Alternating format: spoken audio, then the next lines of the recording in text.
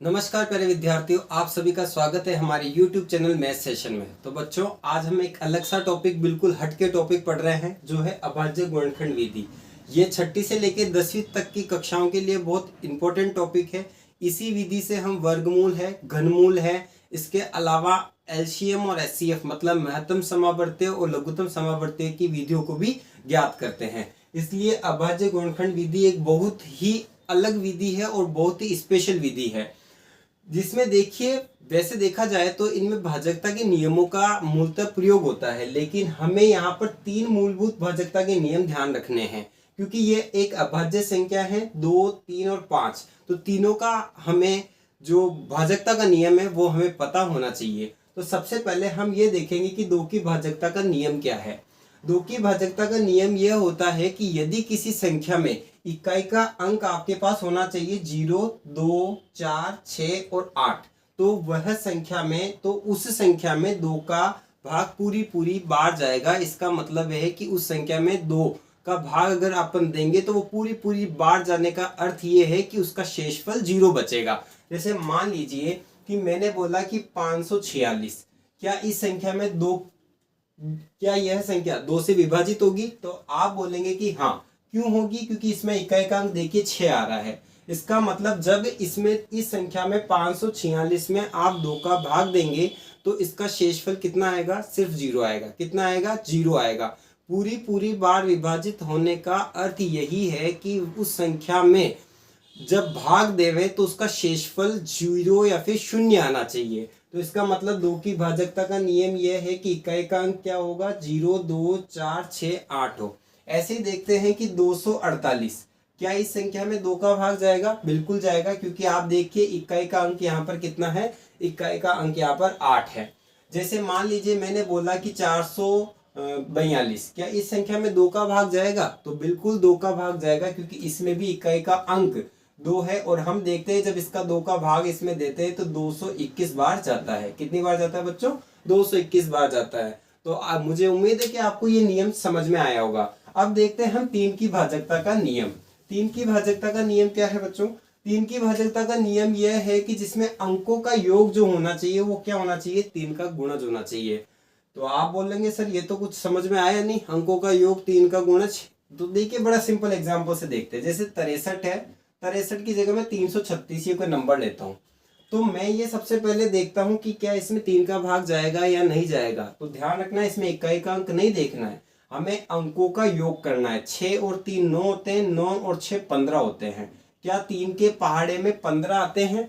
तो आप बोलेंगे हाँ सर, 3 के पहाड़े में 5 बार 15 आते हैं। अब 5 बार 15 आएंगे तो इसका मतलब इस संख्या में भी 3 का भाग पूरी बार जाएगा, अर्थात इसका शेषफल जब भाग देने पर इनका शेषफल कितना आएगा? 0 आएगा। ऐसे मैंने बोला कि 2, 8, 3 और 2 है। जैसे ये संख्या है, क्या इसमें 3 का भाग पूरी बार जाएगा? तो आप बोलेंगे हाँ सर, इसमें भी 3 का भाग पूरी बार जाएगा, क्योंकि इसमें देखिए 2 और 3 5, 5 और 8 होते हैं 13, 13 और 2 15 होते हैं, और 15 3 के पहाड़े में आते हैं। तो इसका मतलब इस संख्या में भी 3 का भाग पूरी बार जाएगा, अर्थात इसमें शेषफल भी 0 आएगा।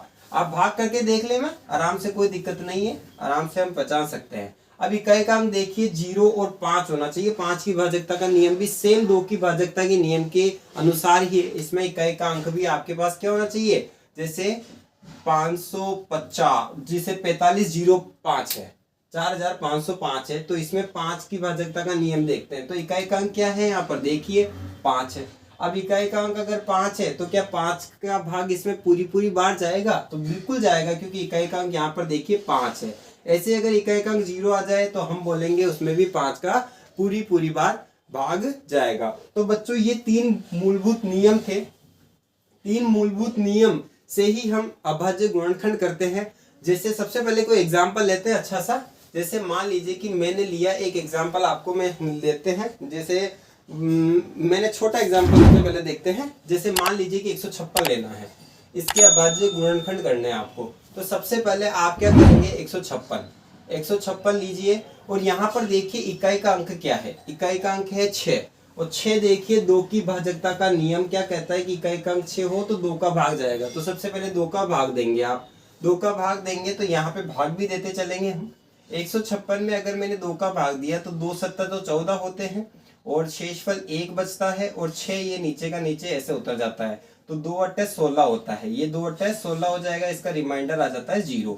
तो इसका मतलब ये 78 बार इसका भाग जाता है। वापस इकाई का अंक आप देखिए, इसमें वापस इकाई का अंक आप देखेंगे तो 8 आ रहा है, इसका मतलब यहाँ पर 2 का भाग जाएगा, वापस 2 का भाग जाएगा, तो इसका अर्थ है वापस 78 में 2 का भाग दीजिए, 2 तिया 6 हो जाते हैं और वापस 1 बच जाता है और ये 8 उतरेगा यहाँ पर, 2 अट्ठे 2 नम 18, 2 नम 18 ये 0, तो 39, तो ये वापस 39 आ जाएंगे। यहाँ पर ये देखिए 39 बार इसका भाग जाता है।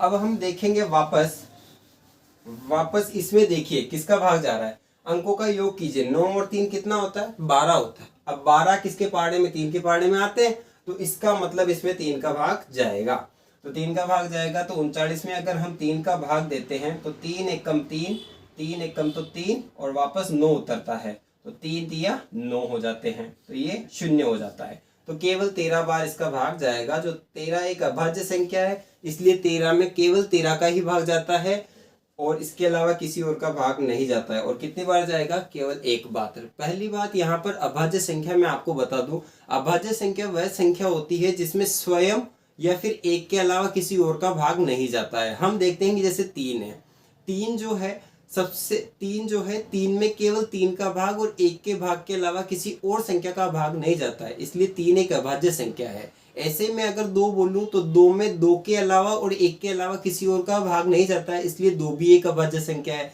ऐसे में बोलूं 5 है क्या अभाज्य संख्या है, बिल्कुल है, क्योंकि 5 में 5 के अलावा और 1 के अलावा किसी और का भाग नहीं जाता है। इसी प्रकार आप देखिए कि 6 है, 6 क्या अभाज्य संख्या है, तो आप बोलेंगे नहीं है, क्योंकि 6 में 6 का भाग जाता है, 1 का भी भाग जाता है, 2 का भी जाता है और 3 का भी जाता है, इसलिए 6 एक अभाज्य संख्या नहीं है। ऐसे देखिए 7 क्या अभाज्य संख्या है, 7 भी एक अभाज्य संख्या है, क्योंकि 7 में केवल 7 का ही जाता है और 1 का ही जाता है, 7 के अलावा किसी और संख्या का भाग नहीं जाता है, इसलिए हम कहते हैं कि 7 भी एक अभाज्य संख्या है।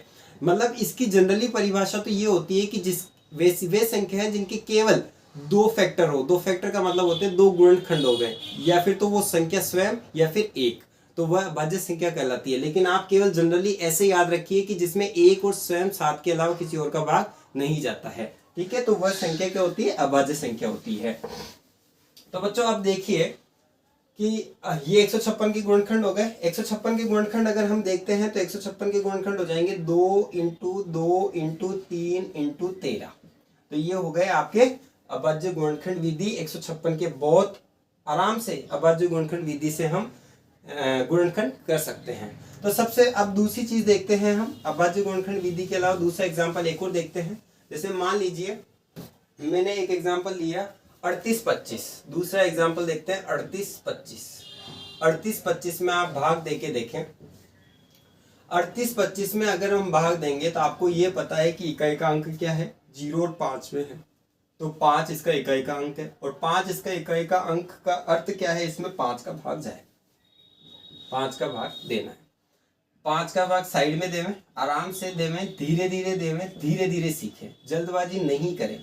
5 7 35, ये 35 आ जाएगा, कितना बचेगा, 3 बचेगा, 2, 5 6 30, 5 6 30, ये आ जाएगा 2, फिर ये 5 उतरेगा, 5 25, कितना आ जाएगा, 765, कितना आ जाएगा बच्चों, 765। अब देखिए पुनः वापस इकाई का अंक क्या आ रहा है, 5 आ रहा है, और जैसे 5 आता है तो हम क्या बोलते हैं कि सर जैसे 5 आता है 765 में 5 का भाग चल जाएगा, बिल्कुल चल जाएगा जी, ये लीजिए वापस देते हैं 765 में 5 का भाग, 5 एकम 5, कितना आ जाएगा, 5 एकम 5, 2 बच गया, 6 बच जाएगा, 5 25, कितना आ जाएगा, 25 आ जाएगा, 1 बच जाएगा, 15, 5 तिया 15।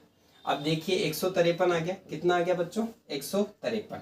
अब 153 आ गया, अब आप इसमें अंकों का योग कीजिए, अंकों का योग कीजिए, 1 और 5 6, 6 और 3 9।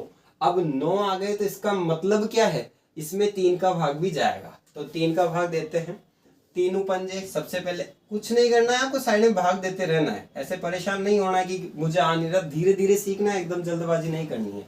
3 पंजे 15, 15 का अर्थ होता है 0, फिर ये 3 उतरेगा, 3 एकम 3, तो ये 51 आ जाएगा, 51, ये 3 का वापस भाग जाएगा। आप देखिए क्यों जाएगा, आप बताइए देगा। 5 और 6 का योग कीजिए बच्चों। 5 और 6 का जैसे योग करते हैं आप, क्या आता है, 6 आता है, और 6 आता है जो 3 के पहाड़े में आता है, इसलिए 51 में वापस 3 का भाग दीजिए। तो 3 एकम 3, 3 एकम 3 हो जाएंगे, 2 बच जाएगा और 1 उतरेगा। 3 7 21, 3 7 21, ये कितनी बार जाएगा बच्चों, 17 बार। अब 17 बार जाएगा तो यहाँ पर वापस 17 एक अभाज्य संख्या है। 17 में 17 के अलावा, और 17 होता है तो खतरा होता ही है, इसलिए 17 एक अभाज्य संख्या है, आपको ये याद रखना है। 17 में 17 के अलावा किसी और का भाग नहीं जाता है, इसलिए आप 17 का ही सीधा भाग देंगे। अब देखिए बच्चों, ये दूसरा क्वेश्चन आपके अभाज्य गुणनखंड का है, जो 38 25 के अगर हम अभाज्य गुणनखंड देखें तो बिल्कुल आसानी से लिख सकते हैं। 5 × 5 × 3 × 3 × 17, ये आपके अभाज्य गुणनखंड हो जाते हैं। अब देखिए जैसे तीसरा सवाल एक और देख लेते हैं। तीसरा सवाल एक और देखते हैं आराम से। तीसरा सवाल जैसे देखा हमने, जैसे थोड़ा बड़ा ले लेते हैं, 32 760 ये है, जैसे इसका लेते हैं ये तीसरा सवाल। इकाई अंक देखिए, सबसे पहले क्या है, इकाई अंक 0 आ रहा है तो 2 का भाग जाएगा, तो 2 का भाग देंगे सबसे पहले। 32 760 में 2 का भाग दिया, 2 एकम 2 आ जाएगा, 1 बचा 12, 2 छक्की 12, फिर वापस बच जाएंगे 0 और 0, ये उतरेगा 7, कितना आ जाएगा, 2 तिया 6, ये आ जाएगा 1, फिर ये 6 उतरेगा, 2 8 16, 16, ये 0 और 0, फिर ये 0 उतर जाएगा वापस, तो 0 उतरते यहाँ पर 0 आ जाएगा, तो 16 380 आ जाएगा। कितना आ जाएगा बच्चों, 16 380। वापस 16 380 में इकाई अंक देखिए आप, क्या आ रहा है, 0 आ रहा है, और 0 आ रहा है तो हम क्या बोलते हैं, इकाई अंक जैसे 0 आता है तो 2 का भाग देना है, वापस 2 का भाग दीजिए। 16 380 में 2 का भाग दिया, वेरी गुड, आराम से आ जाएगा, कोई दिक्कत नहीं है। 2 8 16, ये 2 8 16, ये 0 0, ये 3 उतारा हमने, 2 एकम 2, फिर 1 उतरेगा, फिर ये 18, 2 9 18, ये 2 9 18 हो जाएगा, ये 0 0, फिर ये 0 उतरेगा, ये 0 ये 0, वापस 81 90 आया। 81 90 में वापस इकाई अंक देखिए 2। कुछ नहीं करना है, सबसे छोटी छोटी संख्या का भाग देते जाइए और आंसर को प्राप्त करते जाइए, बहुत आसान है अभाज्य गुणनखंड निकालना। और 81 90 में वापस हमने 2 का भाग दिया, 2 चौक 8, 2 चौक 8 आ जाएगा, 0 आ जाएगा, 1 उतरेगा। अब ध्यान रखना, जब जैसे 1 उतरता है, ध्यान रखना बच्चों, यहाँ पे भाग टूट गई, सुपर लगेगा। क्यों, उसका रीजन ये हो कि जब यहाँ पर संख्या बड़ी हो, यहाँ पर संख्या छोटी होती है, तो अगली संख्या उतारने के लिए हम भाग टूट गई सुपर लगाते हैं। तो 2 9 18 हो जाएंगे, 2 9 18 हो जाएंगे, तो यहाँ पर 1 और फिर ये वापस 0 उतरेगा, 2 5 10, कितना हो जाएगा बच्चों, ये 2 5 10 का ये 0 आ जाएगा, ये 40 और ये हो गए 95। अब बताइए, देखा आप बताइए किसका भाग जाएगा, किसका भाग जाएगा भाई, 5 का चल जाएगा, 5 का दो तो भाग दो, 5 का भाग देते, देखो 5 का भाग देते थे, ये 5, ये भाग, ये 40 और ये 95। 5 का भाग 5 × 40 हो जाएगा, 5 × 40 हो जाएगा, ये 0 ये 9 उतरेगा, ये में 5 एकम 5 हो जाएगा, फिर यहाँ पर कितना हो जाएगा, 4 5 9 45, 5 9 कितना हो जाएगा, 45 हो जाएगा, ये 0 और ये 0। अब देखिए वापस 819 बार आया, कितनी बार, अंकों का योग कीजिए, बस सबका अंकों का योग करके देखिए, अंकों का योग जैसे यहाँ पे दिख जाए इकाई का अंक, ये 4 5 में से कोई नहीं है तो दूसरा नियम पर फटाफट आ जाइए, तो अंकों का योग कीजिए। ये 18 आ रहे हैं अंकों का योग, इसका मतलब 3 के पहाड़े में 18 आते हैं, तो 3 का भाग जाएगा। तो 819 में अगर मैं 3 का भाग दूं तो 3 2 तो होता है 6, और यहाँ पे बच जाएगा 1 उतरेगा, 1 3 7 21 होता है, और ये 0 0 और ये 9 उतरेगा, 3 3 9, ये कितना आ जाएगा, 273। कितना आ जाएगा जी भैया, 273 आ जाएगा। अब 273 में वापस अंकों का योग कर लो, 3 का ही जा रहा है, वैसे भी दिख भी रहा है सीधे सीधे। 273 में 3 का भाग, 3 9 27 आ जाएगा, 3 9 27, ये 0 0, ये 3 उतरा, 3 एकम 3, ये 0 आ जाएगा वापस। तो कितनी बार जाएगा बच्चों, 91 बार जाएगा, 91 बार जाएगा। अब देखिए आपको भी पता है कि 91 देखिए 13 के पहाड़े में आता है, 13 7 91, क्योंकि आपको टेबल याद होगी तो आपको पता है कि 13 के पहाड़े में 91 आता है, तो 13 का डायरेक्ट भाग दे दीजिए, 13 7 91, और 7 भी एक अभाज्य संख्या है, तो 7 एकम 7। तो इसके गुणनखंड या फिर फैक्टर जिसे हम बोलते हैं क्या हो गए, ये हो गए 2 into 2 into 2 into 5 into 3 into 3 into 13 into 7। इसको ऐसे भी लिख सकते हैं, 2 कितनी बार है, 1 2 3, तो 2 की घात 3, 3 कितनी बार है, 3 की घात 2 इंटू 5 इंटू 13 इंटू 7। यह आपको आंसर प्राप्त हो जाता है। इस प्रकार ये अभाज्य गुणनखंड विधि है जो बड़ी आसान है, बहुत इंपॉर्टेंट है।